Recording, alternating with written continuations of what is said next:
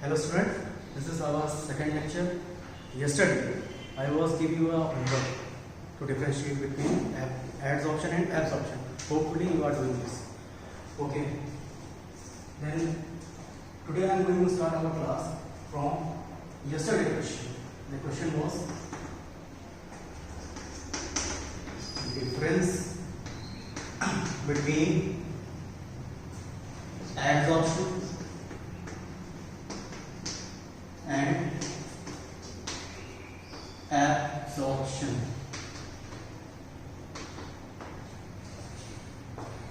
Then what is the difference between adsorption and absorption?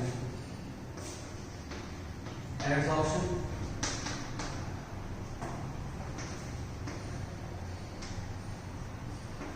absorption.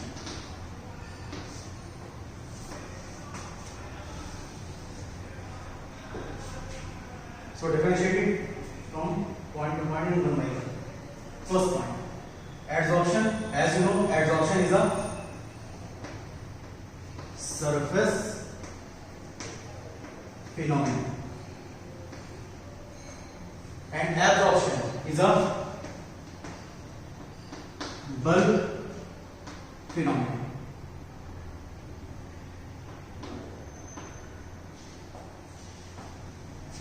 यहाँ पर पहले से पता है कि एब्जॉर्प्शन क्या होता है, आपका सरफेस फिनोमेना सरफेस के ऊपर होता है.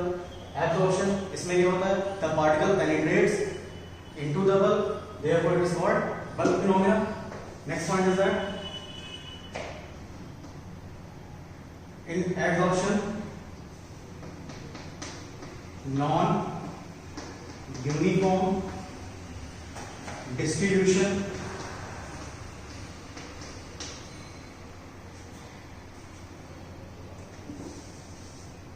non-uniform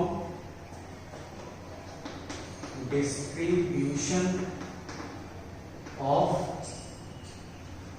particles. Which particles? Particles called adsorbate. और कहाँ पे होता है? On the surface. किसकी surface? Adsorbate. यहाँ पे क्या होता है, नॉन यूनिफॉर्म डिस्ट्रीब्यूशन होता है. यानी अगर इस पे या इस पर्टिकुलर डस्टर के ऊपर आप अगर क्या करोगे, इसमें अगर वाटर को आप पुट कर दोगे तो उनका क्या होगा, इस पूरे सरफेस पे कहाँ पे वो क्या करेंगे, नॉन यूनिफॉर्म, मतलब कहीं पर भी उसको ऑक्यूपाई कर लेंगे, कोई उनका यूनिफॉर्म डिस्ट्रीब्यूशन नहीं होगा. यहाँ पे क्या होता है, it shows uniform distribution of particles. अब देखो यहाँ पे जो पार्टिकल्स होते हैं, ये जो मॉलिक्यूल्स होते हैं, तो की प्रोसेस क्या की, एब्जॉर्प्शन की. तो एब्जॉर्प्शन में आपने देखा एब्जॉर्प्शन करते क्या थे, पार्टिकल्स होने क्या क्या एडसॉर्बेट का. तो यहाँ पे पार्टिकल्स क्या कहेंगे हम लोग, the particle here were considered as absorbed. Inside यहाँ पे क्या होता है, पार्टिकल अंदर जाते हैं, पार्टिकल्स इनसाइड द बल्ब. और यहाँ पे जो बल्ब होता है वो क्या होता है आपका, एब्जॉर्बेंट. एज यहाँ क्या हो गया आपका, नॉन यूनिफॉर्म डिस्ट्रीब्यूशन. एज यहाँ क्या हो गया आपका, यूनिफॉर्म डिस्ट्रीब्यूशन हो गया.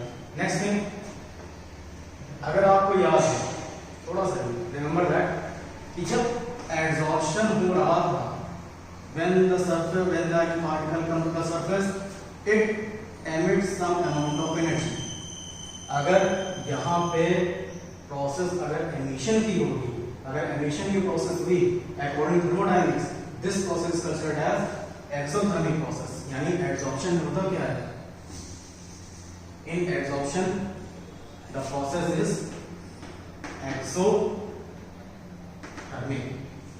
और एब्जॉर्प्शन में क्या होता है, neither exothermic nor endothermic. ना ही यहाँ पे एक्सोथर्मिक होती है और ना ही यहाँ पे आपकी एंडोथर्मिक होती है. नेक्स्ट, अगर यहाँ प्रोसेस एक्सोथर्मिक है, यहाँ प्रोसेस एंडोथर्मिक है, और यहाँ पे आपने क्या किया, एब्जॉर्प्शन की सारी बातें कर दी। और क्या फॉर्मूला आपके माइंड में आते हैं, एक आपको अगर surface phenomena, here is a bulk phenomena, non uniform distribution of particle, यहाँ पे कैसा नॉन यूनिफॉर्म होता है, यहाँ पे कैसा होता है, यूनिफॉर्म डिस्ट्रीब्यूशन होता है। This process called as exothermic, this is neither resistive non interferent, यानी ना ही यहाँ पे हीट आपकी एब्जॉर्ब होती है, ना ही हीट यहाँ पे आपकी एमिट होती है, इसमें आपकी एब्जॉर्प्शन की प्रोसेस है। अब यहाँ आ जाता है आपका क्या, द रेट ऑफ एब्जॉर्प्शन। अब इसका रेट कैसा होगा, अब थोड़ा सा इस पे ध्यान दो आप। व्हेन द एब्जॉर्प्शन स्टार्ट, जब एब्जॉर्प्शन स्टार्ट होगा तो सारे पार्टिकल क्या होंगे, इस पर्टिकुलर सरफेस पर आके आप ऐड कर जाएंगे।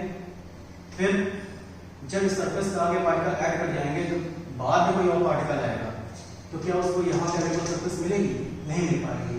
तो इनिशियल टाइम पे जब पूरा सरफेस क्या होगा, initial time when the surface is empty, जब सरफेस क्या थी आपकी खाली थी, और द सरफेस इज वेकेंट, जब वेकेंट आपकी थी surface, then the rate of absorption is high.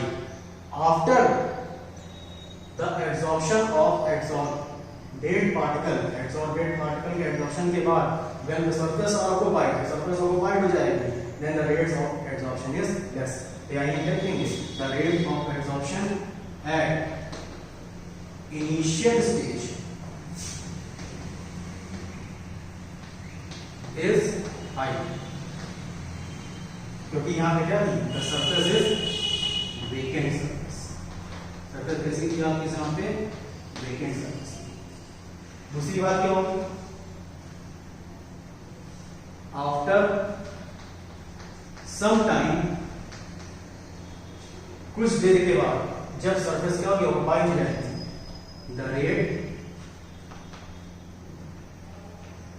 Becomes less, rate कैसी हो जाएगी, लेस हो जाएगी, क्योंकि यहां पे क्या होगी, सरफेस ऑक्युपाइड हो जाएगी। जब सरफेस ऑक्युपाइड हो गई तो यहाँ पे क्या होगी, इसकी जो पर्टिकुलर रेट है वो हो जाएगी आपकी, कम हो जाएगी।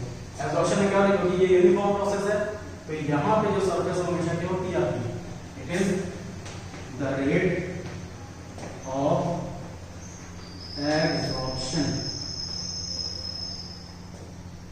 इज यूनिफॉर्म, यानी जैसे जैसे आप सरफेस पे आप क्या करोगे, एब्जॉर्प्शन में जैसे जैसे उसके ऊपर आप एब्जॉर्बेड पार्टिकल आते जाएंगे, वहां पे क्या होगा, रेट आपकी इसमें मेंटेन रहेगी, ना रेट बहुत ज्यादा होगी ना बहुत कम होगी, रेट कैसी थी यहाँ पे आपकी, यूनिफॉर्म होगी। यानी यूनिफॉर्म क्या होगा, इसमें आपका एब्जॉर्प्शन होगा, यूनिफॉर्म रेट से क्या होगा, एब्जॉर्प्शन आपके भी चलता रहेगा। तो here there are 4 main points, 4 to 5 main points which can differentiate the absorption and absorption. सबसे पहला क्या था इसमें, तो इसके surface phenomena, it is a bulk phenomena, it is a non uniform, it is uniform, it is exothermic, neither exothermic non exothermic, it is rate of absorption at initial, rate is high, जब vacant surface की तो क्या होगा, absorption इसका high होगा, जब surface occupy हो जाएगी, फिर हो जाएगी, तो उसमें क्या होगा, रेट आपका इसमें कम होता जाएगा। और यहाँ पे क्या था, एब्जॉर्प्शन में the rate of absorption is uniform, यहाँ पे जो रेट होगा एब्जॉर्प्शन वो कैसा होगा, आपका यूनिफॉर्म होगा। तो here is a simple difference between absorption and absorption. Now this is sufficient for you. इतना sufficient है. So let's move on.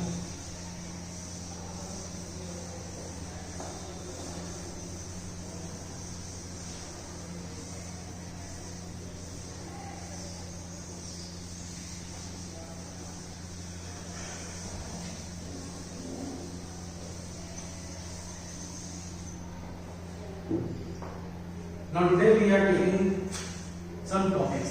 One is called sorption and second is called desorption. Sorption. What is a sorption?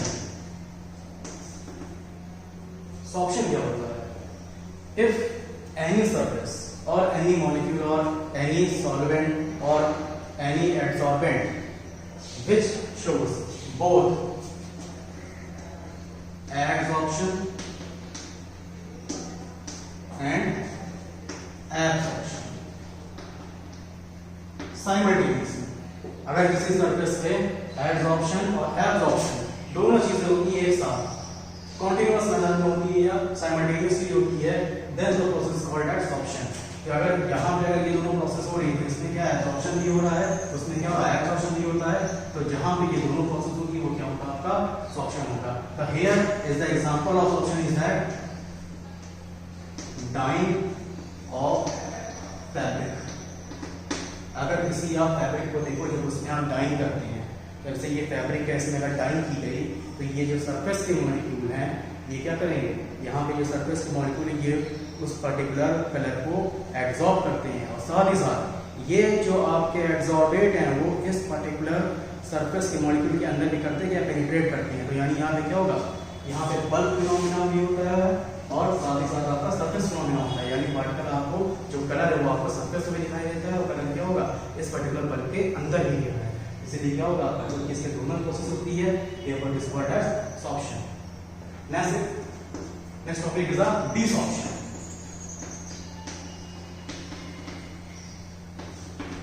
Desorption, simply D means removing. It means if we remove the adsorbate particle from the surface of adsorbent, then this process is called, it is called desorption. It is called desorption. अगर इस particular cloth के ऊपर से ये जो colour है इसको हम रिमूव कर दें तो रिमूविंग क्या हो जाएगा, यहाँ पे जो आपके एब्सॉर्बेट के पार्टिकल हैं उनकी क्या होगी, यहाँ पर रिमूविंग हो जाएगी। Then this process is called as desorption. यानी सिंपल सी बात है, ये आपके पास क्या है, एक पर्टिकुलर बल्ब का मॉलिक्यूल है या इसको कहो दिस इज द एडसॉर्बेंट और इस पे जो सरफेस के मॉलिक्यूल है this is called as adsorbate. The removing of adsorbate molecule from the surface of adsorbent, this process is called as desorption. ये प्रोसेस क्या होती है, यहाँ पे डिसॉर्प्शन से होती है। बहुत सिंपल सी चीज है। आप देखो कार में जब आप बैठते हो इस सीजन में, अगर आप देखो तो कार के ग्लास के ऊपर क्यों नहीं वाटर के ड्रॉपलेट आपकी कंडेंस हो जाती है। सिंपल सी बात है, उसकी मॉइस्चर है। अगर आप अंदर बैठ के एसी ऑन करोगे तो बाहर क्या होगा, उसके ग्लास के ऊपर आपके मॉइस्चर हो जाएंगे। अब क्या करो, अब क्योंकि मॉइस्चर इसलिए पार्टिकल्स में आपके एब्सॉर्बेड है, अब उस ग्लास को क्या करो, आप हीट कर दो, थोड़ा सा हीट कर दोगे तो ये सारे पार्टिकल उसको छोड़ करके निकल जाएंगे। यानी क्या होगा, रिमूविंग हो जाएगी, ग्लास तो ऐसे ही रहेगा आपका, इसको क्या रिमूविंग हो जाएगी। रिमूविंग मतलब क्या है, इसके अंदर क्या हो गया, डिसऑर्प्शन। केवल यहाँ पे एब्सॉर्बेट पार्टिकल को आप किसी भी तरह से इसको आप रिमूव कर लेते हो, then the process considered as desorption. तो here we completed our two topic, one is called desorption and next is called desorption. Now take a screenshot of this particular explanation.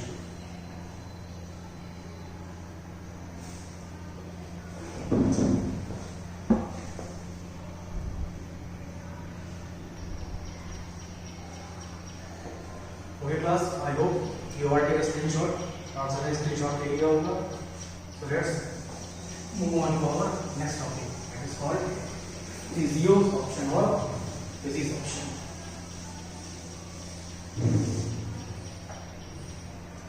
Next topic, physisorption. अब इसको समझने के लिए पहले adsorption में चलते हैं। What is the adsorption? This is the adsorbent and the particle which attached to it called adsorbate.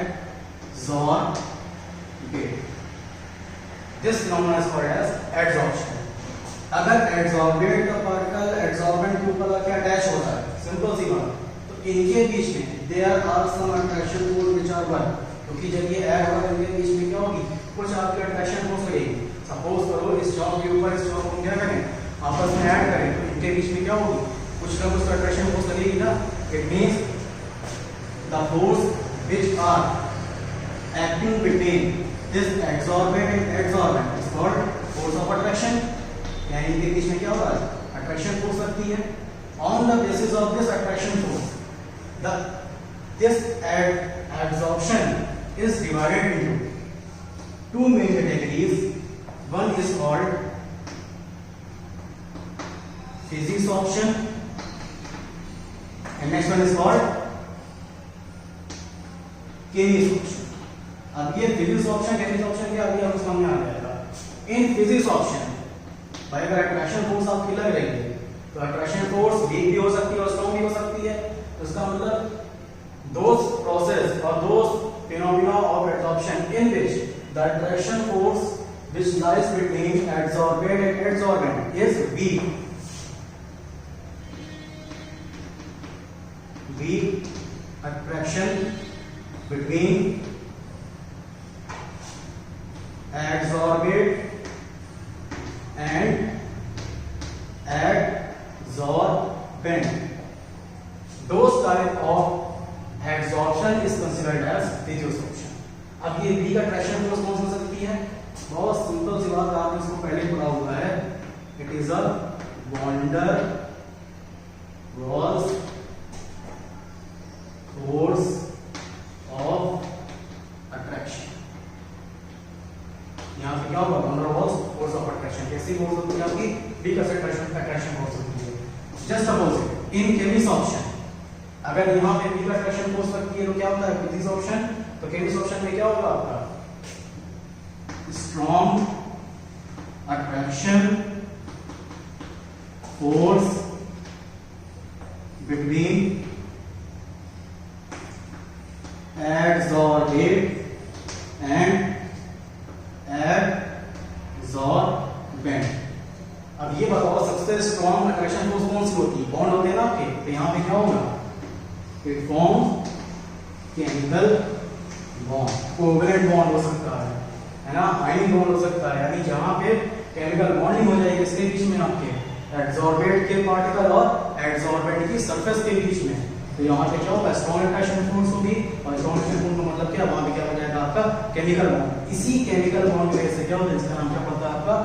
Chemistry option. Because the bond between adsorbate molecule and adsorbent molecule, therefore those type of adsorption is considered as chemistry option. वो क्या हो जाता है आपका? chemistry option. देखो chemistry option कहिए या तो इसको chemical adsorption कहो, both are the same term. अब इसको चाहे physics option कहो चाहे इसको आप physical adsorption कहो. Adsorption both are the same content. अब ये ध्यान रखो कुछ भी हो दोनों में आपकी फोर्स ऑफ अट्रैक्शन लगेगी. ऐसा नहीं कि इसमें अट्रैक्शन फोर्स नहीं लगेगा. इसमें फोर्स ऑफ अट्रैक्शन और इसमें फोर्स ऑफ अट्रैक्शन है. But the strength of attraction here is weak and the strength of attraction here is strong because it form chemical bond. तो यहां पे चाहे नोट कर in both types attraction force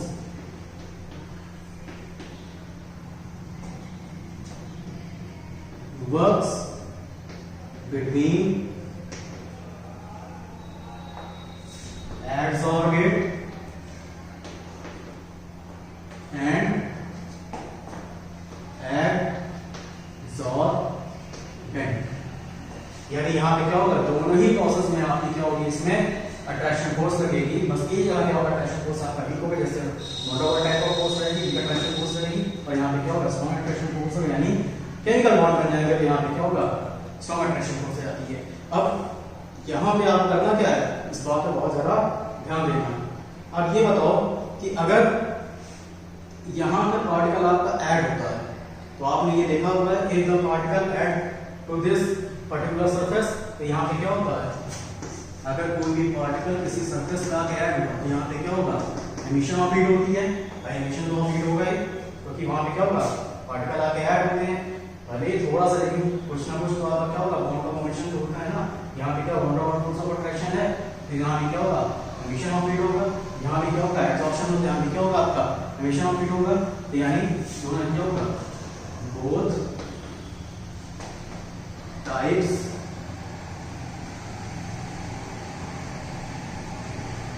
shows emission of heat. यानी दोनों जगह पे क्या होगा, आपका एनर्जी का एडिशन होगा यानी हीट का एडिशन होगा। ये पूरी जो प्रोसेस थी इट इज डिस्कवर्ड बाय, किसने डिस्कवर किया इसको, लैंगलियोन। ये इनको बहुत ध्यान रखिएगा, आगे बहुत काम करने वाले हैं इसके ऊपर। यानी ये क्या था आपका, on the cases of attraction force the absorption is categorised into two main categories, one is called physisorption and is called chemisorption. Physisorption में क्या होगा, हीट अट्रैक्शन होगा, टेनिसॉर्प्शन में क्या होगा, स्ट्रॉन्ग अट्रैक्शन होगा। दोनों ही प्रोसेस में क्या होगा, ये आपकी अट्रैक्शन हो सकती है, क्योंकि एब्जॉर्प्शन में क्या होता है, एमिशन ऑफ एनर्जी होती है, तो यहाँ पे क्या होगा, दोनों ही प्रोसेस में क्या होगा, शो एमिशन ऑफ हीट, दोनों ही प्रोसेस में क्या होगा, एनर्जी का एमिशन होगा। अब वन बाय वन सी करते हैं, स्टडी करते हैं। पहले टेनिसॉर्प्शन, इसके बाद क्या होगा आपका टेनिसॉर्प्शन। जनरली आपको ये सारी चीजें इसके बारे में एक फ्रेमवर्क आपके माइंड में सेट हो गया, क्या होगा टेनिसॉर्प्शन, क्या होगा आपका टेनिसॉर्प्शन। ठीक है, एक स्क्रीनशॉट, इसका स्क्रीनशॉट ले लो।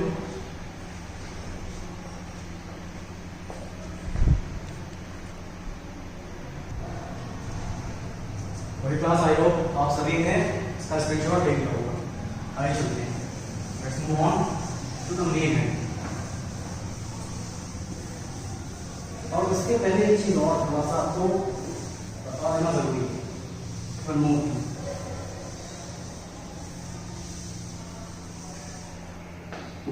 एक नोट मेंशन करिए, note is that during absorption के टाइम पे we all know that when the adsorbate molecule attached to the adsorbent surface it shows emission of energy। यानी जब कोई एब्सॉर्बेट का मॉलिक्यूल एब्सॉर्बेंट के ऊपर आकर अटैच होगा तो वहां पे क्या होगी, एमिशन ऑफ एनर्जी होगी। अगर एमिशन ऑफ एनर्जी होगी तो प्रोसेस कैसा होगा, आपका एक्सोथर्मिक होगा। ये बातें आपको पता है। अब सपोज करो ये क्या था आपका एब्सॉर्बेट, ये क्या था आपका एब्सॉर्बेंट। ठीक, अगर यहां पे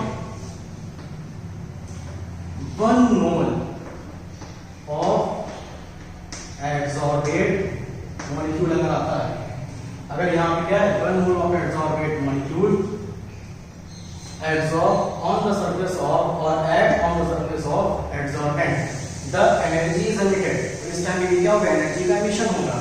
In this case, when 1 mole of adsorbate added to the surface of adsorbent, the energy को अगर इसको हीट कहो is released। This energy is considered as heat of absorption। ये बात आप सभी लोग अपने माइंड में सेट कर लीजिए। If 1 mole of adsorbate added to the surface of adsorbent, the energy or heat is released। Those energy is considered as heat of absorption। यानी जब 1 मोल ऑफ एब्सॉर्बेट पार्टिकल आकर के सरफेस के ऊपर एब्सॉर्ब होगा, यानी उससे ऐड करेगा, उस टाइम पे जो आपकी एनर्जी इसमें रिलीज होगी, इसमें केवल 1 मोल ऑफ क्या होगा एब्सॉर्बेट से, वो क्या होगी आपकी हीट ऑफ एब्सॉर्प्शन होगी। ये बात आपको कभी-कभी एग्जाम में पूछ भी आती है।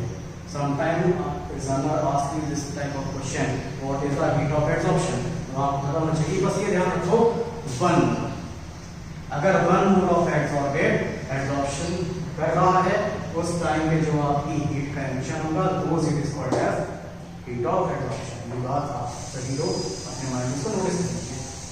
ठीक, चलिए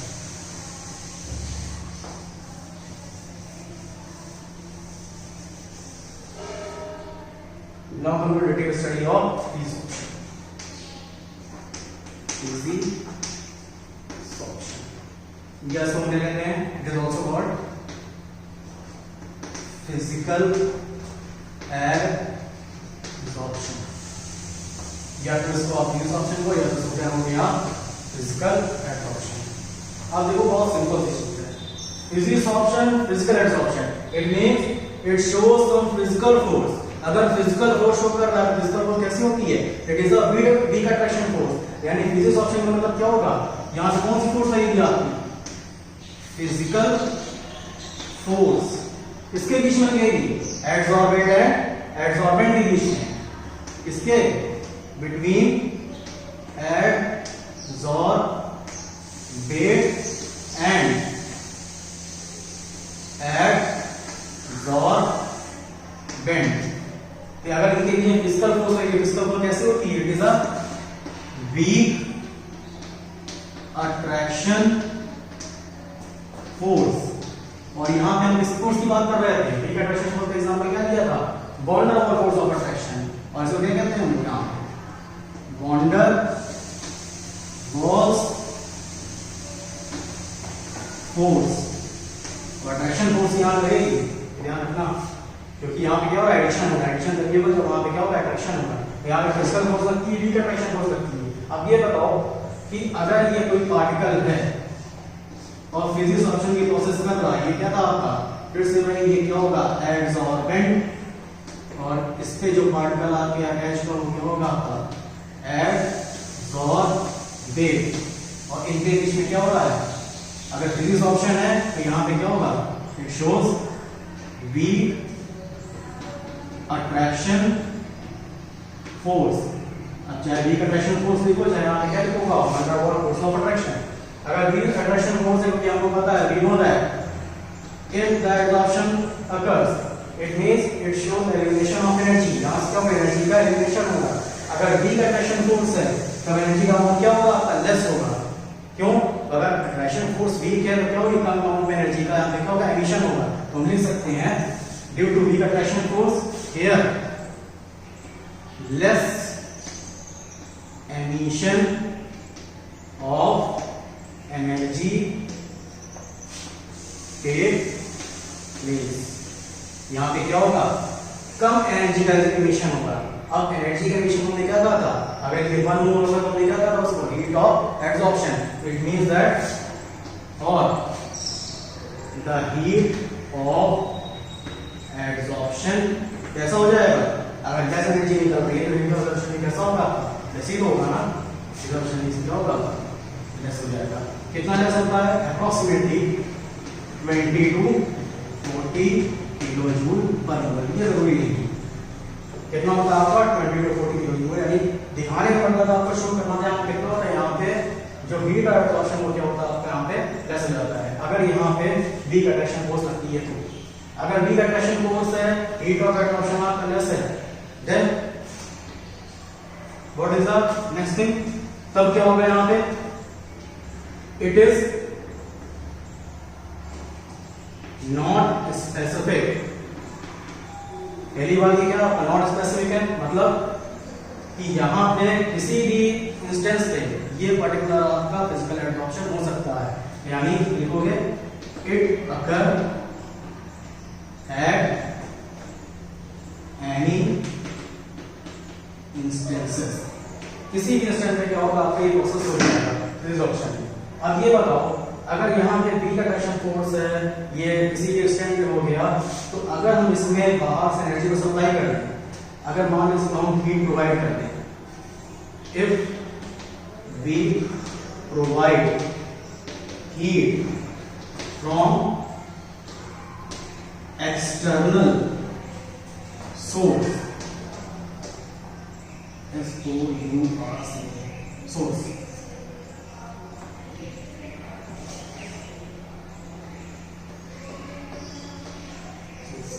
अगर इसको आपने बाहर से कहीं से क्या किया, हीट को यहाँ पे आपने यहाँ पे पास कर दिया, क्योंकि वीक अट्रैक्शन फोर्स है। अगर आपने एक्सटर्नल सोर्स से हीट प्रोवाइड किया तो इसमें क्या होगा, इसकी एनर्जी बढ़ जाएगी। कौन सी एनर्जी बढ़ जाएगी, काइनेटिक एनर्जी इंक्रीज कर जाएगी। और काइनेटिक एनर्जी इंक्रीज करी तो ये एब्जॉर्बेंट का पार्टिकल क्या होगा, इससे अपने आप को रिमूव कर लेगा। अगर रिमूव कर लेगा तो इस प्रोसेस क्या होती है, when the absorbent particle remove from the surface of absorbent, those phenomena is called as desorption. तो इसमें क्या हो जाएगा, it shows desorption।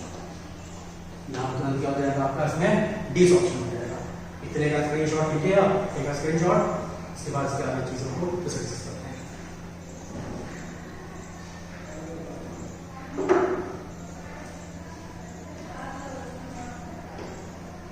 हो गया? आई होप आपने इतनी चीजों को नोट कर लिया होगा। अब यहाँ से उसको हम यहाँ से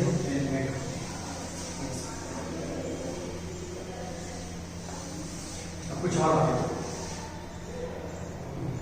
अभी आपने क्या देखा था?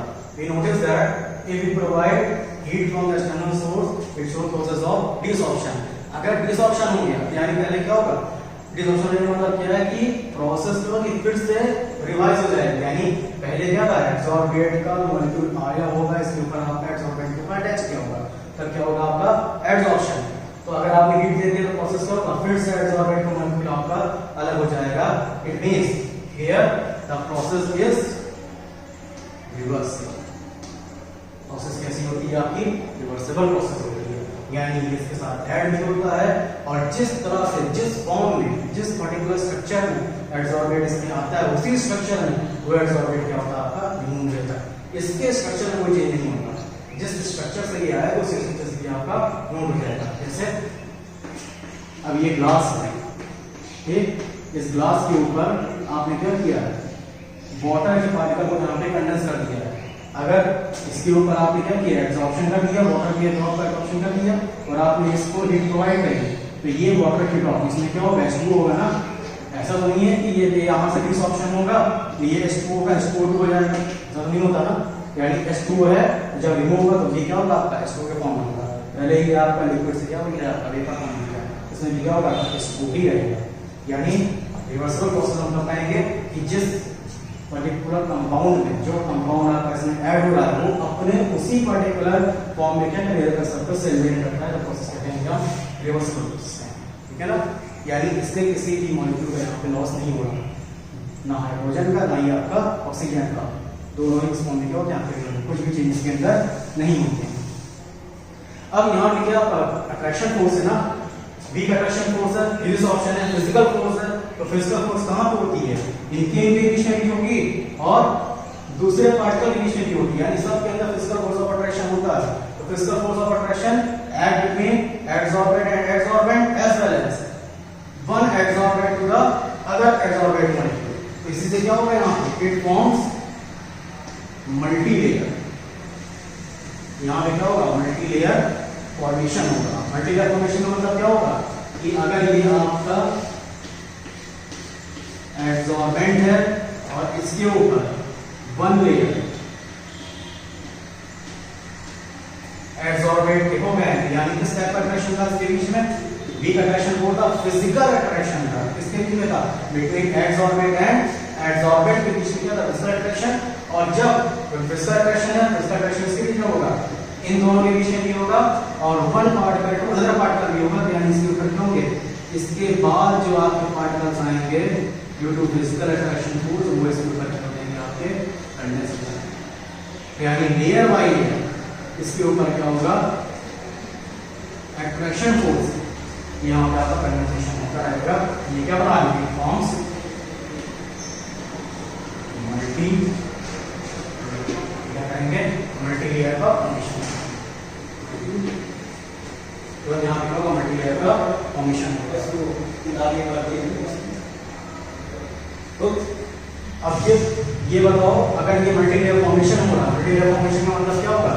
भाई टेम्परेचर अगर आपने ज्यादा कर दिया तो मल्टी लेयर क्या होगी आपकी? क्या बन पाएगी? कभी नहीं बन पाएगी। यानी कि जितनी भी प्रोसेस होगी, और process occurs at low temperature। बहुत कॉमन सी चीजें, थोड़ा सा अपना माइंड को लगाओ। प्रोसेस कैसे आपकी रिवर्सिबल है? अगर हीट को अगर आपने ज्यादा कर दिया तो ये प्रोसेस आपकी हो ही नहीं पाएगी, क्योंकि यहाँ की अट्रैक्शन फोर्स है, उसको छोड़ के निकल जाएगा। मल्टी लेयर फॉर्मेशन कर रहा है, इनके बीच में क्या है? फिजिकल फोर्स ऑफ अट्रैक्शन है। कोई केमिकल बॉन्डिंग नहीं हो रही कि आप कितना भी हीट करके उसको कुछ चेंज नहीं होने वाला। केमिकल बॉन्ड बना है, जब तक वो एक्टिवेशन नहीं क्रॉस करेगा तो कुछ नहीं होगा, ऐसा कुछ नहीं यहाँ पे। यहाँ पे क्या होगा? आपका केवल फिजिकल अट्रैक्शन फोर्स की वीक होती है, जिससे क्या होगा? ये आपकी तरह से अलग हो जाएगा। For this process it occurs at low temperature. इन सब प्रोसेस करने के लिए आपको टेम्परेचर करना पड़ेगा, हमेशा आपका लो करना पड़ेगा। ये कब होगा? आपका लो टेम्परेचर। ठीक, ये बात ध्यान आ गई, इसका स्क्रीनशॉट ले लो आप, है ना। इसके बाद इसको आप प्रैक्टिस करते रहो। वर्ड क्लास आई हो आप सभी इसका स्क्रीनशॉट ले लिया होगा। Let's move to the next type is called chemisorption. First आपका हो गया physical absorption, next is chemical absorption और chemisorption.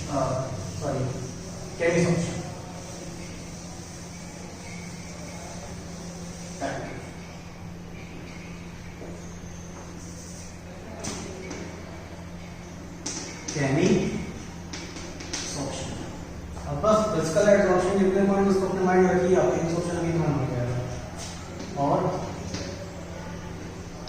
Chemical absorption,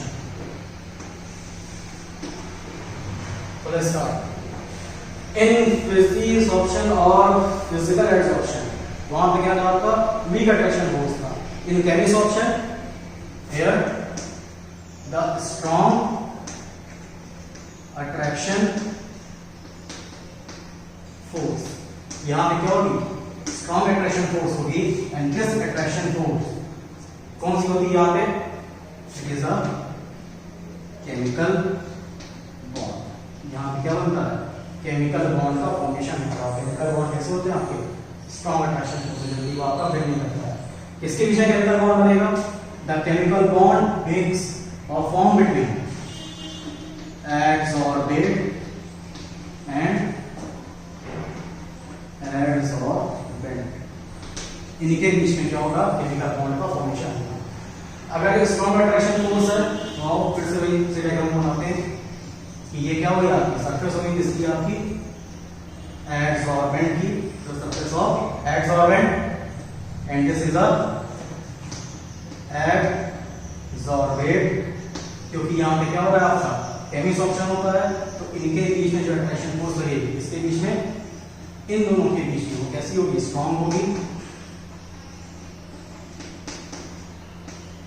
strong attraction होगा यानी यहाँ पे क्या होगा केमिकल बॉन्ड का फॉर्मेशन होगा। केमिकल बॉन्ड का फॉर्मेशन होगा तो स्ट्रॉन्ग बॉन्ड है। अगर वीक बॉन्ड में एमिशन ऑफ एनर्जी क्या होती है लेस होती है, तो स्ट्रॉन्ग बॉन्ड में क्या होगा एमिशन ऑफ एनर्जी क्या होती है इसमें ज्यादा होगी।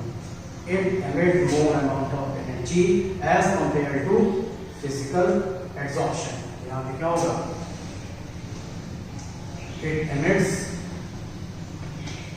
मोर एनर्जी, यहाँ पे क्या होगा ज्यादा एनर्जी का लॉस होगा। अगर एनर्जी का लॉस ज्यादा होगा तो इसका मतलब क्या होगा हीट ऑफ एब्जॉर्प्शन क्या होगा यहाँ पे मोर होगा, ज्यादा होगा। It means heat of absorption यहाँ पे क्या होगा हीट ऑफ एब्जॉर्प्शन क्या होता है, what is the heat of absorption, when 1 mole of adsorbate particle add to the surface of adsorbent, the amount of energy released is called heat of absorption. In physisorption, where the weak attraction forces occur between adsorbate and adsorbent, therefore the heat of absorption is less. In chemisorption, the high attraction force or the strong attraction force or the chemical bond which acts between or form between adsorbate and adsorbent, therefore it emits more energy, therefore the heat of absorption is high. कितना high होता है, अगर वो 20 to 40 का सकता है तो 42 जितना आपका 40 to 200 kilojoule 40 to 200 joule kilojoule per mole. ठीक है, तो आपका emits energy heat of absorption factor था हाई था। अब ये बताओ अगर यहाँ पे केमिकल बॉन्ड बन गया तो ये क्या प्रोसेस आपकी रिवर्सिबल होगी, नहीं होगी। तो कैसे हो जाएगी आपकी इररिवर्सिबल प्रोसेस हो जाएगी। The process is irreversible. Process कैसी होगी आपकी इररिवर्सिबल होगी। ये केमिकल बॉन्ड बन गया, केमिकल बॉन्ड को ब्रेक करना इतना इजी नहीं है, और केमिकल बॉन्ड आपने ब्रेक नहीं किया तो इसका जो बिहेवियर होगा वो आपको चेंज हो जाएगा। अभी एग्जांपल को पता चल जाएगा। ठीक, प्रोसेस कैसी होगी आपकी, इरिवर्सिबल। सपोज करो हमने क्या लिया, ग्रेफाइट, और ग्रेफाइट क्या होता है, carbon. When this graphite react with atomic oxygen, atomic oxygen मतलब क्या है, Z2 कैंसिल क्या होगा आपका, 1 मोल ऑफ क्या होगा, ऑक्सीजन एटम, ये क्या होगा आपका atomic oxygen. When graphite react with atomic oxygen, it produce carbon monoxide. यानी ग्रेफाइट का अगर हमने क्या किया, ये ग्रेफाइट का पूरा हमने एब्सॉर्बेंट ले लिया, इसके ऊपर ऑक्सीजन गैस को हमने क्या किया, इसके ऊपर पास कर दिया, तो इनके बीच में क्या होगा, CO का मॉलिक्यूल बन जाएगा। यानी यहाँ पे क्या होगा, CO का मॉलिक्यूल, यानी ये जब इसके एब्सॉर्ब करेगा तो इसके बीच में क्या होगा, केमिकल एब्जॉर्प्शन होगा। अगर हम इसको सेपरेट करें, अगर हम इसको अलग करना चाहें तो क्या करेंगे, इसके हीट को ट्रांसफर करेंगे, तो हीट को ट्रांसफर करेंगे। हीट को ट्रांसफर होने से क्या होगा भाई, इतना जो आपका ग्रेफाइट की सरफेस मॉलिक्यूल है वो सब तो ऑक्सीजन कांटेक्ट में है, चलिए उनको छोड़िए, बाकी सारे जो नीचे वाले हैं उससे क्या होगा, ग्रेफाइट आपकी अलग हो जाएगी, ग्रेफाइट तो आगे सेपरेट हो गई।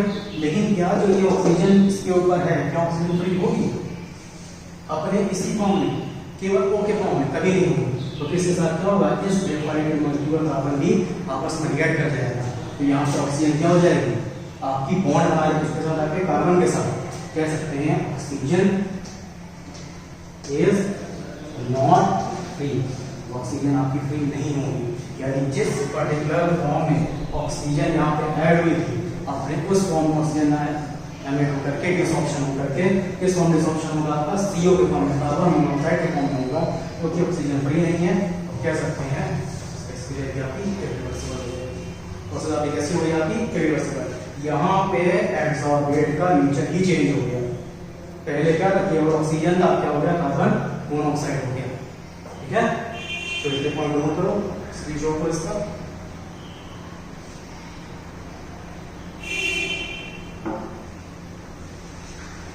I hope it is done, screenshot ले लिया।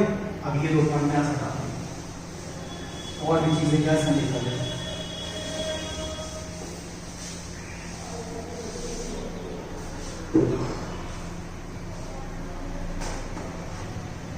नेक्स्ट, अब फ्यूज ऑप्शन कैसा था आपका, नॉन स्पेसिफिक, यानी जहां उसको जगह मिली वो अपना क्या फ्यूज ऑप्शन के अंदर होंगे। क्यों, क्योंकि वहां पे कोई आपका स्ट्रॉन्ग अट्रैक्शन फोर्स नहीं, कैसा वीक अट्रैक्शन फोर्स था, वो एक के ऊपर यार ये चला जाएगा। लेकिन यहाँ पे क्या होगा, it is specific, specific in nature. Specific in nature का मतलब क्या है कि it shows only when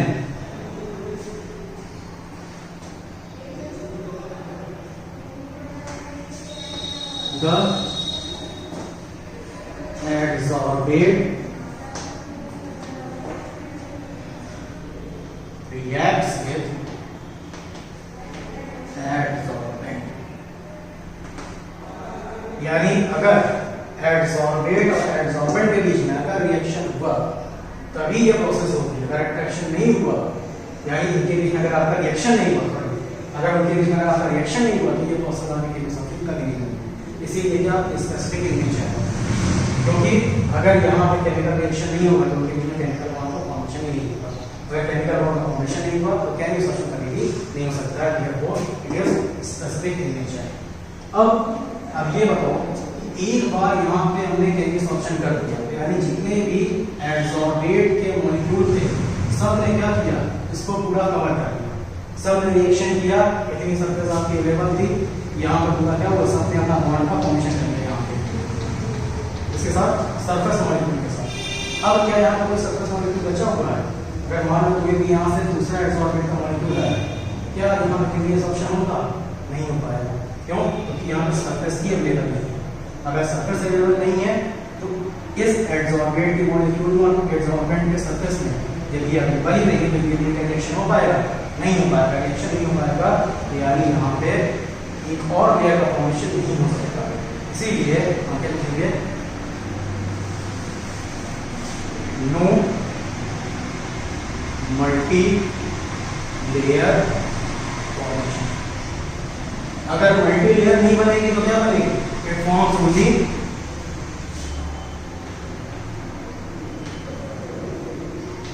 mono layer. केवल एक लेयर का ही फॉर्मेशन करना हो, क्या होगी आपकी? Mono layer. ये पॉइंट ध्यान रखना, यहाँ पे क्या होगा? मोनो लेयर का फॉर्मेशन होगा, यहाँ पे मल्टी लेयर नहीं है। क्यों नहीं है? क्योंकि यहाँ पे क्या आपका सरफेस का लेवल है, यहाँ पे क्या होगा? नो सरफेस अवेलेबल, तो क्या होगा? No chemical bond formed between adsorbate and adsorbent। यानी एक बार अगर एक बार लेयर बन गई और उसके बाद कोई और आपका यहाँ पे एडसॉर्बेट का मॉलिक्यूल आता है, उसकी आपको सरफेस नहीं मिलेगी, तो उस कंडीशन में क्या होगा? आपको केमिकल बॉन्ड नहीं मिलेगा। इसलिए क्या करेगा? केवल मोनो लेयर का formation forms only mono layer. ठीक है, ठीक है। आई होप आप सभी इसका स्क्रीनशॉट ले लिया होगा। Let's move to the another topic. इसके और भी आगे और पॉइंट्स में आपको कंसीडर करते हैं।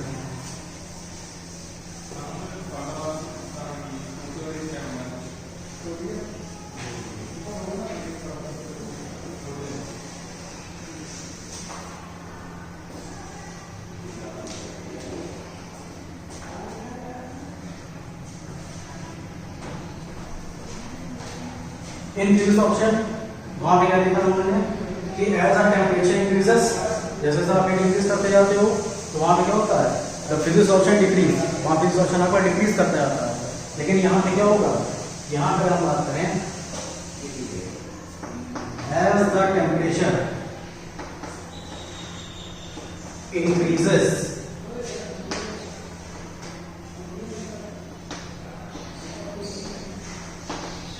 Cummins option increase. अब ये कैसे हो गया? केमिस ऑप्शन टेम्परेचर सारा आपका बढ़ता जाता है, जैसे आप टेम्परेचर इंक्रीज करोगे ये डायरेक्ट प्रोपोर्शनल होगा केमिस ऑप्शन, जितना टेम्परेचर बढ़ाओगे उतना केमिस ऑप्शन आपका बढ़ता जाएगा। ऐसा क्यों हो गया? थोड़ा सा फ्लैशबैक किया एनर्जी का और रिएक्टिविटी का। आपने पढ़ा होगा डायग्राम, यहाँ पे क्या था? आपका रिएक्टेंट था, इससे क्या हम देते हैं? आपके प्रोडक्ट का फॉर्मेशन होगा, ठीक। और यहाँ पे जो एनर्जी थी is called as activation energy. अब यही सब कुछ है इसका। जैसे टेम्परेचर बढ़ाते जाते हो भाई, प्रोडक्ट फॉर्मेशन कब होता है? जब वो पर्टिकुलर रिएक्टेंट किस पर्टिकुलर वैल्यू को क्रॉस कर लेता है। तो यानी इस वैल्यू को क्रॉस करने के लिए आपको इस एनर्जी को इंक्रीज करना ही पड़ेगा। यानी जितना आप इसके एनर्जी को बढ़ाते जाओगे और जिस टाइम पे टेम्परेचर बढ़ाते जाए आप यहाँ पे टेम्परेचर बढ़ाते हैं, टेम्परेचर बढ़ाते बढ़ाते जब आप यहाँ पहुँचोगे इस पर्टिकुलर स्टेट पे जहाँ पे टेम्परेचर क्रॉस कर जाएगा तो क्या बना लीजिए? अपना प्रोडक्ट का फॉर्मेशन कर देगा। यानी टेम्परेचर को इंक्रीज किस लिए कर रहे हैं? एक्टिवेशन एनर्जी क्रॉस करने की। और जैसे ही उसने एक्टिवेशन एनर्जी क्रॉस कर दिया तुरंत क्या बना देगा? प्रोडक्ट का ये फॉर्मेशन हो जाएगा। तो this is the main concept behind it. Temperature को इंक्रीज करेंगे एक्टिवेशन पे बढ़ जाता है, क्योंकि एक्टिवेशन एनर्जी यहाँ पे हम क्रॉस करते हैं और क्या बनाता है? प्रोडक्ट का फॉर्मेशन होता है, ठीक। तो कह सकते हैं इट occurs at all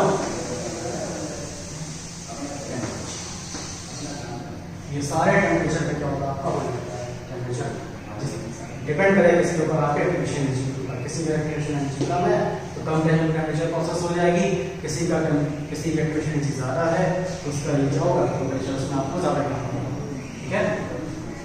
अब एक सम एग्जांपल्स, इसके अगर कुछ एग्जांपल्स को देखते हैं। एग्जांपल क्या होगा? ऑक्सीजन गैस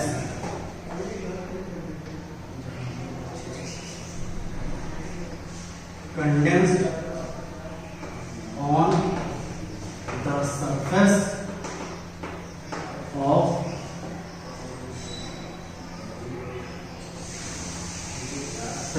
metals बोलूंगा, फिर copper, platinum, gold and so. आप लोगों ने कल इसको देखा भी था कि जब एडजॉर्प्शन हम स्टडी कर रहे थे, there are some metal like copper, platinum, palladium, nickel, this serve adsorbent, वो एडजॉर्बेंट की तरह से सर्व करते हैं। तो यहाँ पे क्या, जब ऑक्सीजन गैस इसके ऊपर कंडेंस करेगी तो क्या बनाएगी, ऑक्साइड्स, यानी कॉपर का ऐड करो कॉपर ऑक्साइड, प्लैटिनम और प्लैटिनम ऑक्साइड, यानी अगर आप इसका डिसऑक्सीजन करोगे यानी इस फॉर्म में आपकी है इस फॉर्म में आपकी है ऑक्सीजन के फॉर्म में लिख तो क्या होगा, ऑक्साइड फॉर्म में इसका एलिमिनेशन होगा। इसका नेचर क्या होगा, कंप्लीट का साथ चेंज हो जाएगा, इसलिए कहते हैं इसके लिए क्या होगा आपका केमिकल सॉल्यूशन। यहां पे क्या हो जाएगा, इसका केमिकल सॉल्यूशन हो जाएगा। ठीक है, टेक अ स्क्रीनशॉट, स्क्रीनशॉट ले लो आप, सब चीजें नोट कर लो।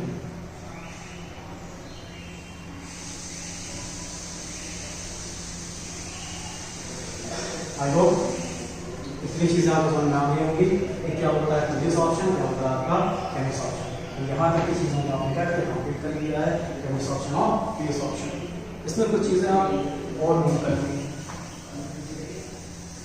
आगे आपको कॉन्सेप्ट समझने में और ज़्यादा इजी हो जाएगा।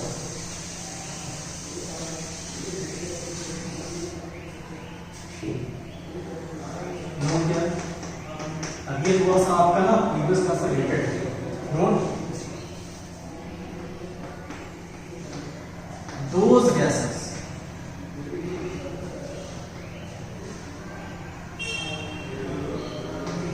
which have यानी जिनके पास which shows which have matter or which shows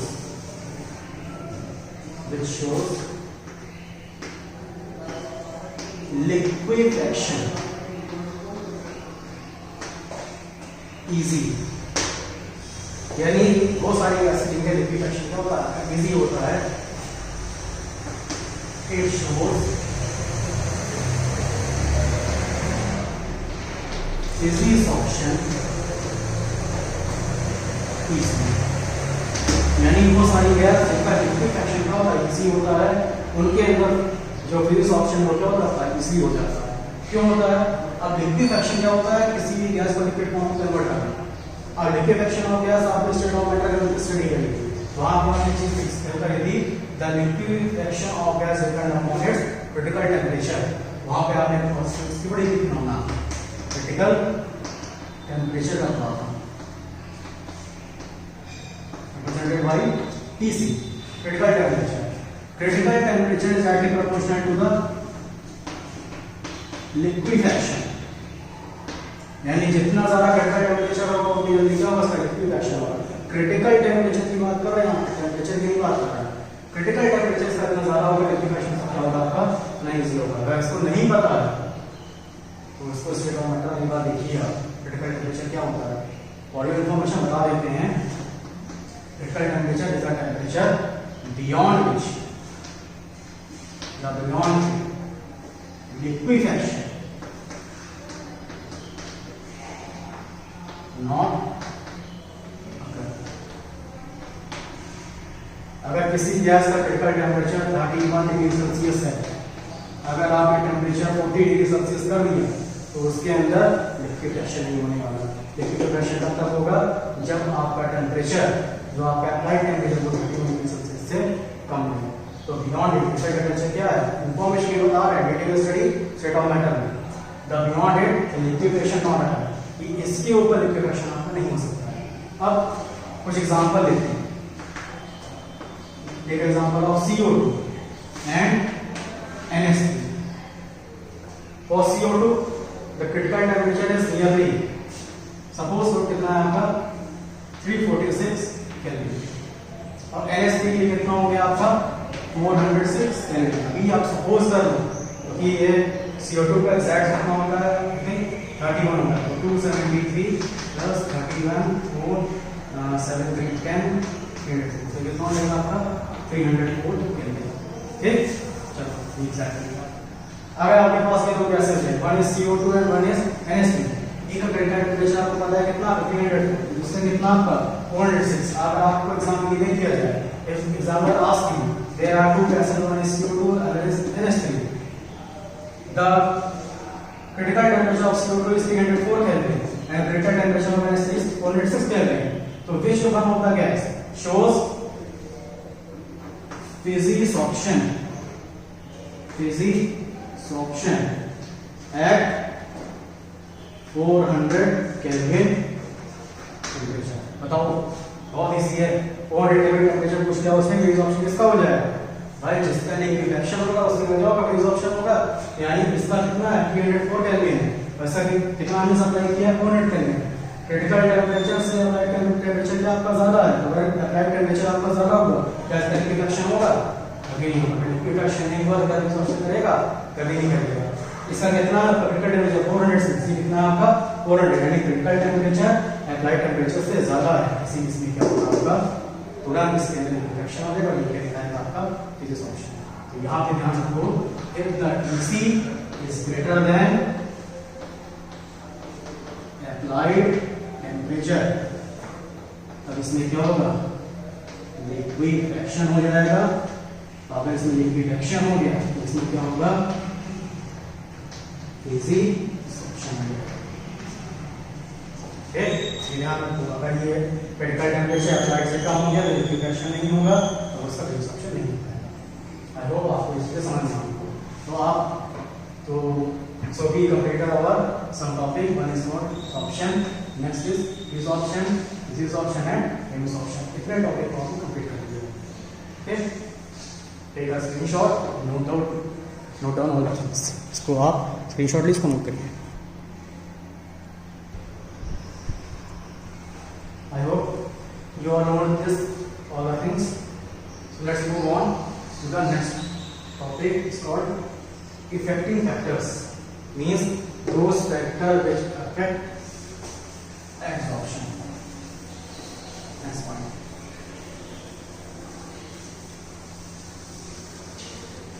The factors affecting adsorption. The factors affecting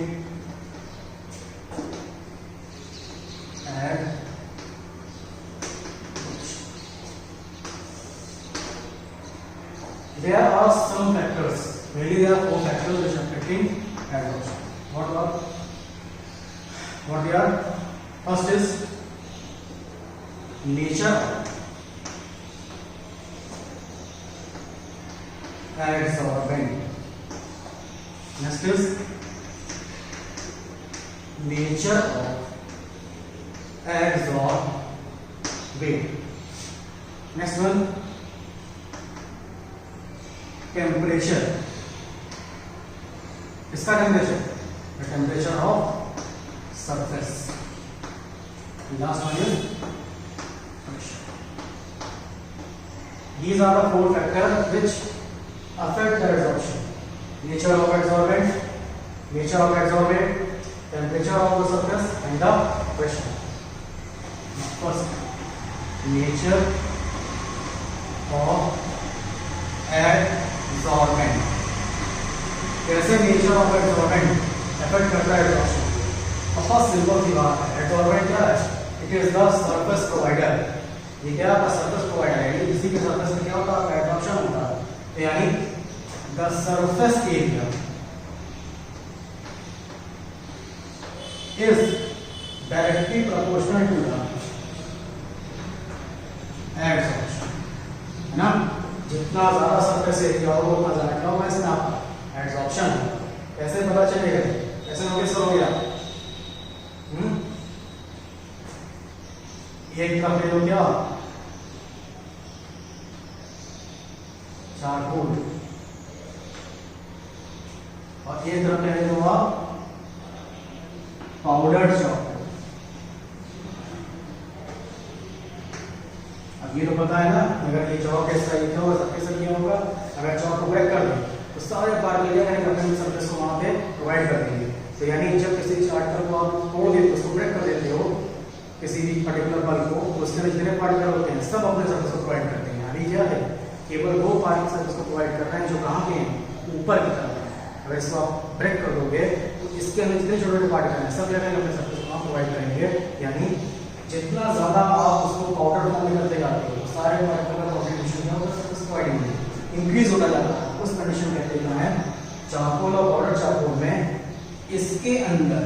absorption क्या होगा आपका, ज्यादा होगा instead of this particular charcoal body. क्योंकि यहाँ दिखाओगे जितने भी पाउडर चारकोल में जितने भी पार्टिकल्स होंगे वो सब क्या करेंगे, सरफेस को प्रोवाइड करेंगे, तो सब क्या होगा आपका absorption. Is that clear?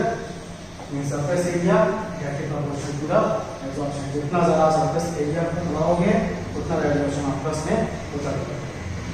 Next second, nature of absorbent. Nature of absorbent, absorbent का नेचर क्या होगा? अब आपको ये पता है कि एब्जॉर्बेट का नेचर कैसा होना चाहिए, ऐसा होना चाहिए कि वहां पर क्या एब्जॉर्प्शन हो।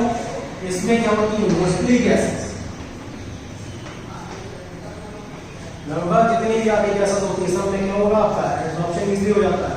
यानी हमको कैसा एब्जॉर्बर चाहिए जिसके पास स्पेस ज्यादा हो, स्पेस ज्यादा किसके पास होगा आपका, गैसेस के पास होगा। और गैसेस के पास स्पेस ज्यादा होगा इसमें एब्जॉर्प्शन क्या होगा आपका, ये जल्दी शो करेंगे, ये जल्दी आगे इस पे क्या होंगे आपके एब्जॉर्ब होंगे, इनकी एंट्रोपी ज्यादा होती है, रैंडम होती है, इसीलिए क्या होंगे अलग अलग पार्टिकल के दिखाते हैं इसलिए क्या होंगे एब्जॉर्ब होंगे। अब मोस्टली गैसेस की बात करते हैं, कौन सी गैसेस, दो गैसेस विच आर लिक्विफेबल, ऐसी गैस जो आपकी जल्दी लिक्विफाई हो जाती है। फिर वही बात अभी आपने पढ़ा होगा ना कि लिक्विफिएबल गैस, लिक्विफिएबल गैसेस shows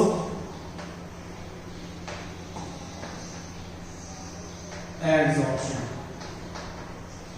यानी वो सारी गैस जो गैसों की इजीली लिक्विफाई हो जाएंगे वो सारी क्या करेंगी आपके एब्जॉर्प्शन को शो करेंगे।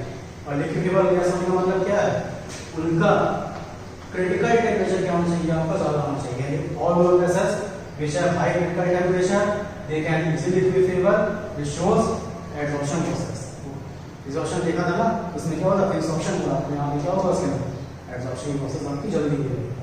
यानी दो फैक्टर्स को आपने यहां पे कंप्लीट किया, one is called nature of absorbent, the nature of absorbent depend on the surface area, as the surface area increases the absorption process will also be increase.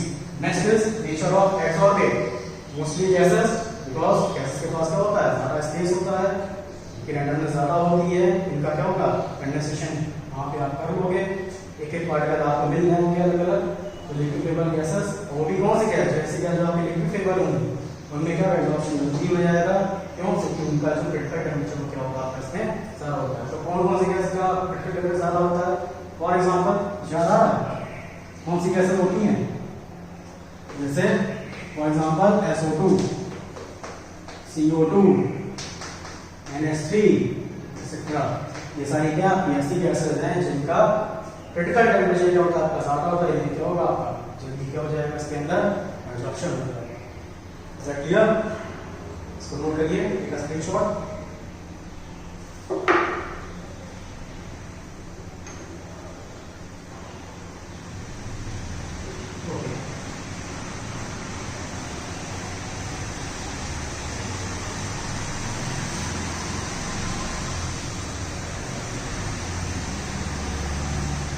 Let's move to the other factor is called as temperature. Temperature of the surface. यहाँ पे लिखा surface, यहाँ पे temperature. We all know that adsorption ऐसी process होती है. Adsorption is a exothermic process. ये कैसी होती है? Exothermic process होती है. Exothermic का मतलब क्या होता है? इसमें हीट का क्या होगा, एमिशन, इसमें क्या होगा हीट का emission. Absorption is always exothermic process, it means क्या होगा हीट का एमिशन होगा, इसमें हीट आपकी निकलती जाएगी। तो मतलब अगर हीट आपकी निकल रही है तो एब्जॉर्प्शन का हम यहाँ पे रेशियो फॉर्म में दिखाएं। एब्जॉर्प्शन में क्या होता है, एब्जॉर्बेट प्लस एब्जॉर्बेंट, और ये क्या करते हैं आपके, it shows absorption, it shows absorption plus इसमें क्या होती है हीट का एमिशन होता है। अब ये बताओ अगर एब्जॉर्बेट से एब्जॉर्बेंट आकर के कंडेंस होता है, उसका एब्जॉर्प्शन होता है, हीट का एमिशन होता है, तो यानी ये क्या हो गया आपका फॉरवर्ड डायरेक्शन। अगर आपने हीट को प्रोवाइड कर दिया तो एब्जॉर्प्शन में क्या होगा, डिसॉर्प्शन हो जाता है। एब्जॉर्बेट और एब्जॉर्बेंट का क्या अलग अलग होता है, इस ऑप्शन में आपने ये चीज देखी हुई है। तो बाई अप्लाइंग कैसे प्रूव करोगे? By applying Le Chatelier's principle. अगर ली शेटलियर प्रिंसिपल लगाओ तो क्या होगा इसमें? The equilibrium shifted toward low direction, which from which it decrease the effect of the particular source. या आप ऐसे करो कि अगर आपने ली शेटलियर प्रिंसिपल के अकॉर्डिंग हीट को सप्लाई कर दिया, हीट को अगर आपने एडेड कर दिया तो ये जो पूरा इक्विलिब्रियम शिफ्ट हो जाएगा आपके backward direction.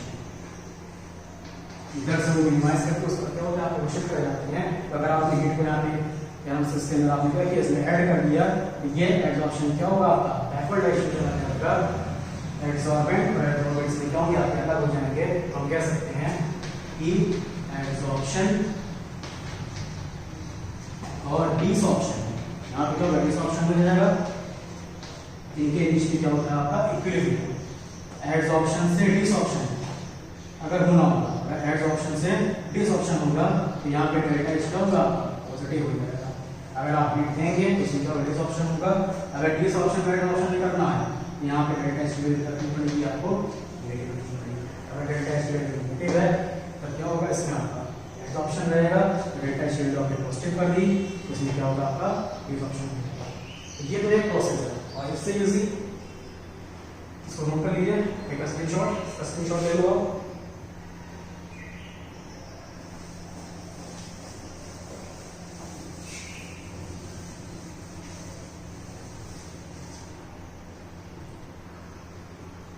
Thermodynamics according to thermodynamics। Thermodynamics में आपने देखा हुआ था ये स्टडी अबाउट एक रिलेशन आपने पढ़ा delta G equal to delta H minus T delta H. ये क्या थी आपकी हीट स्प्रिंग एनर्जी।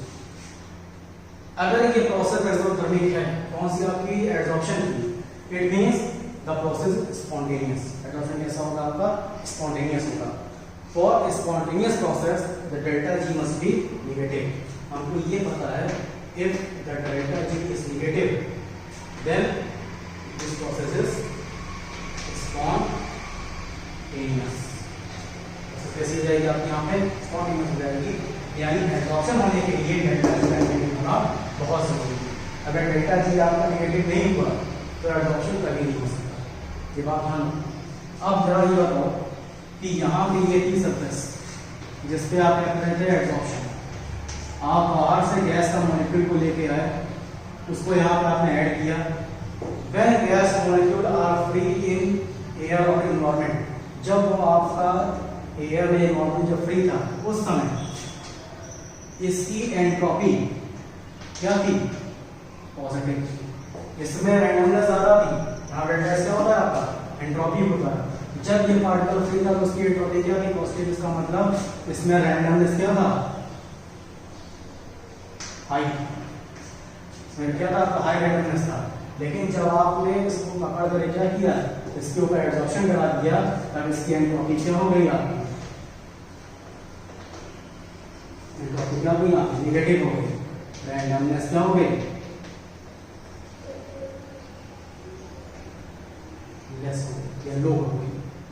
यानी जब ये पार्टिकल इस पर्टिकुलर सरफेस पर आके ऐड हो जाएगा तो उस कंडीशन में क्या होगा एंट्रोपी इसकी कम हो जाएगी। उसको डिक्रीज से निकालते हैं हम लोग नेगेटिव से निकालते हैं एंट्रोपी क्या होगी इसकी नेगेटिव हो जाएगी कम होती जाएगी। अगर ये डेल्टा एच की वैल्यू अगर नेगेटिव हो गई तो ये यहाँ पे क्या लगा आपका नेगेटिव साइन लगा आया तो इसका नेगेटिव और इसका नेगेटिव मिलके क्या हो जाएगा पॉजिटिव हो जाएगा। अगर ये पॉजिटिव हो गया तो डेल्टा जी क्या हो जाएगा पॉजिटिव हो जाएगा। कब अगर मान लो इसको हमने नेगेटिव कर दिया और ये टर्म क्या हो जाएगा अगर हाई हो गया, अगर इसकी वैल्यू नेगेटिव हो गई तो ये क्या हो जाएगा अगर डेल्टा एच नेगेटिव हो गया तो delta H plus T delta H हो जाएगा। इस कंडीशन में ये जो पॉजिटिव टर्म था ये क्या था आपका पॉजिटिव टर्म, इसकी वैल्यू क्या हो जाएगी आपकी ज्यादा हो जाएगी। अगर पॉजिटिव टर्म की वैल्यू ज्यादा हो गई तो क्या होगा आपका पॉजिटिव हो जाएगा। उस कंडीशन में क्या होता है स्पॉन्टेनियस बचेगा नहीं, क्या हो जाएगा आपका नॉन स्पॉन्टेनियस। अगर नॉन स्पॉन्टेनियस हो गया then it never shows absorption. इसमें क्या होगा एब्जॉर्प्शन नहीं होगा क्या हो जाएगा इसमें डिसऑर्प्शन हो जाएगा। ये बात ध्यान रखो एब्जॉर्प्शन नहीं हो पाएगा इसमें तो ये चला जाएगा छोड़ देगा इसको। एब्जॉर्प्शन होने डेल्टा जी वैल्यू आपको नेगेटिव होनी चाहिए। अब अगर एस की वैल्यू अगर आप पॉजिटिव और नेगेटिव हो गई तो ये क्या हो जाएगा, आप ये पॉजिटिव हो गया तो इसको नोट करें, व्हेन एंट्रोपी क्या हो जाएगी आपकी, becomes negative, then the delta G becomes positive. Delta G क्या हो जाएगा, पॉजिटिव हो जाएगा, प्रोसेस क्या हो जाएगी आपकी नॉन स्पॉन्टेनियस हो जाएगी। क्यों नॉन स्पॉन्टेनियस हो जाएगी, in this condition the positive term, यहाँ पे जो पॉजिटिव टर्म था वो क्या हो जाएगा आपका आगे हो जाएगा, यानी ये पॉजिटिव टर्म की वैल्यू का बढ़ती दी जाएगी और ये अगर इंक्रीज करता चला गया, ये पूरा पॉजिटिव टर्म आपका चला गया तो वैल्यू जो आपको क्या है हमेशा पॉजिटिव मिलेगी, डेल्टा जी क्या होगा आपका पॉजिटिव हो जाएगा। ये दी बात है आपकी एंट्रोपी की। यही पे क्या लगा आपका टेंपरेचर, टेंपरेचर किसके साथ आता है, एंट्रोपी के साथ। चलो आपने कहा चलो ठीक है एंट्रोपी होगी, ये आपका ऐड करके मान लो यहाँ पर टेंपरेचर को बढ़ा दें, टेंपरेचर बढ़ाने में क्या होगा, डिसऑप्शन हो जाता है, डिसऑप्शन देखा था ना, इसमें का डिसऑप्शन हो जाता था कि अगर मान लो यहाँ पर टेंपरेचर बढ़ाने को क्या होगा, तब भी अगर आप देखो टेंपरेचर इंक्रीज करने में भी पॉजिटिव टर्म क्या होगा आपका इसमें हाई हो जाएगा, यानी टेंपरेचर को इंक्रीज करने पे और एंट्रोपी को कम करने पे दोनों प्रोसेस में क्या होगा, ये पॉजिटिव टर्म आपका हाई कर जाएगा, दोनों ही प्रोसेस में क्या होगा एब्जॉर्प्शन नहीं होगा, प्रोसेस कैसी जाएगी आपकी नॉन स्पॉन्टेनियस। अगर टेंपरेचर को आप इंक्रीज करते हैं तब भी ये पॉजिटिव टर्म क्या हो जाएगा, इसमें हाई हो जाएगा, उस समय क्या होगा इसमें आपका प्रोसेस आपकी नॉन स्पॉन्टेनियस हो जाएगी। तो करें क्या, हमारे पास एक चीज बचती है, ये आपकी डेल्टा एच। अगर ये डेल्टा एच आपका निगेटिव हो जाए, ये डेल्टा एच क्या हो जाए आपका निगेटिव हो जाए, तब आपको डेल्टा जी की वैल्यू क्या मिलेगी नेगेटिव, और साथ ही साथ ये जो पॉजिटिव टर्म है कैसा होना चाहिए, लो होना चाहिए।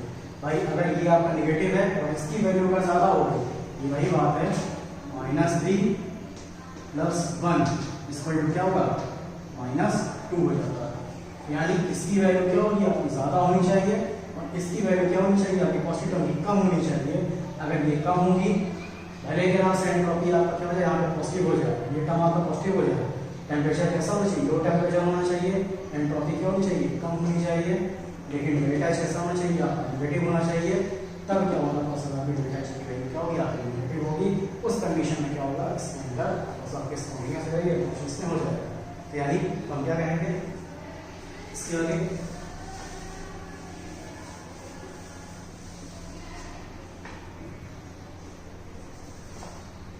if delta H is negative और नेगेटिव ज्यादा क्या होना चाहिए, इसकी वैल्यू हाई होनी चाहिए। इससे कंपैरिजन में पॉजिटिव के कंपैरिजन में एस के डेल्टा एस और पी के कंपैरिजन में तब ये प्रोसेस होगी डेल्टा जी क्या हो जाएगा, नेगेटिव हो जाएगा, प्रोसेस कैसी हो गया स्पॉन्टेनियस हो जाती है। अगर स्पॉन्टेनियस हो गई तो डेल्टा जी वैल्यू नेगेटिव हो जाएगा आपका एब्जॉर्प्शन। तो ये टेंपरेचर रखा था आपका पूरा इसमें होता है, इसके अंदर एब्जॉर्प्शन के अंदर कि यहाँ पे आप क्या करते हो, थर्मोडायनामिक्स से इसको आप क्लियर कर सकते हो। जैसे जैसे आपका ये पर्टिकुलर डेल्टा एच का टर्म अगर ये आपका ज़्यादा नेगेटिव होता गया तो उस कंडीशन में क्या होगी आपकी यहाँ पे स्पॉन्टेनियस इंक्रीज कर दिया जाएगी। ये बात को आप ध्यान रखें। आई होप आपने ये बातों को नोट किया होगा, इसको समझा होगा। बस ये ध्यान रखो कि डेल्टा एच की वैल्यू हमेशा आपकी नेगेटिव होनी चाहिए और ये डेल्टा एच की वैल्यू हमेशा क्या होगी, इस पॉजिटिव से ज़्यादा होनी चाहिए। अगर ये डेल्टा एच अगर नेगेटिव है, उसकी वैल्यू हाई है, तो डेल्टा जी भी आपको क्या होगा, आपका नेगेटिव ही होगा, सिस्टम की कॉम्बिनेशन है। तो यहाँ पे लो टेम्परेचर होना चाहिए, एंट्रोपी आपकी क्या होनी चाहिए, यहाँ पे कम होनी चाहिए। और डेल्टा में ज़्यादा हो गई तो क्या होगा, कभी स्टैटिक नहीं होगा, एंट्रोपी क्या होनी चाहिए, नेगेटिव होनी चाहिए, इसका जो डायनामिक्स होना चाहिए। और साथ ही साथ डेल्टा एच की वैल्यू क्या होनी चाहिए, आपकी नेगेटिव होनी चाहिए, यानी इसकी वैल्यू क्या होगी, आपको नेगेटिव मिलेगी डेल्टा जी की, स्पॉन्टेनियस प्रोसेस होगी, इसके अंदर क्या होगा, आपका एब्जॉर्प्शन हो जाएगा। Last is pressure.